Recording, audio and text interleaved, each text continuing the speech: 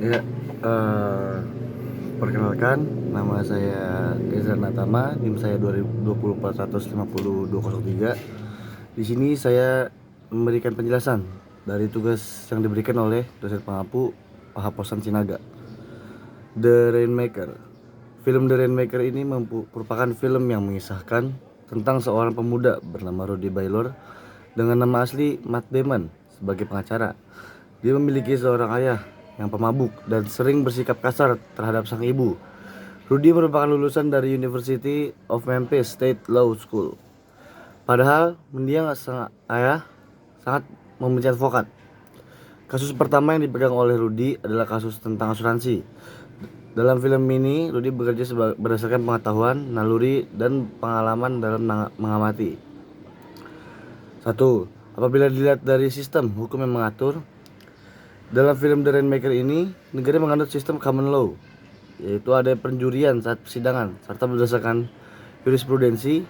Sementara di Indonesia sistem yang berlaku adalah sistem civil law, sistem hak yang dituangkan dalam bentuk peraturan perundang-undangan. Apabila mengacu kepada aturan kode etik profesi advokat di Indonesia, dapat dipastikan ditemuinya pelanggaran kode etik seperti tertera pada aturan kode etik profesi advokat dari Himpunan Advokat tahun 2002 dan Undang-Undang Nomor 18 tahun 2003. Pelanggarannya adalah: pertama, Rudy Baylor beracara tetapi tidak memiliki lisensi advokat. Ini telah melanggar kode etik karena setiap orang yang ingin beracara harus sudah mempunyai sumpah advokat terlebih dahulu dengan minimal umur 25 tahun. Yang kedua, Dexy Flat yang mencari klien di rumah sakit dan memaksakan kliennya untuk menandatangani surat kuasa tanpa memperbolehkan klien untuk dapat membaca dan memahaminya terlebih dahulu.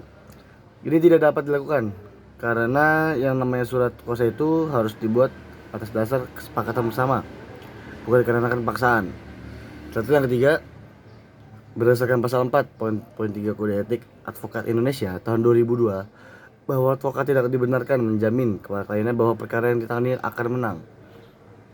Nah, yang keempat, adanya perseteruan antara kuasa hukum kedua belah pihak, yaitu Rudy Baylor dan Leo F. Drummond, telah melanggar beberapa kode etik advokat, yakni pasal 3 poin A poin 4 Kode Etik Advokat Indonesia tahun 2002 dikatakan bahwa advokat wajib memelihara rasa solidaritas di antara teman sejawat.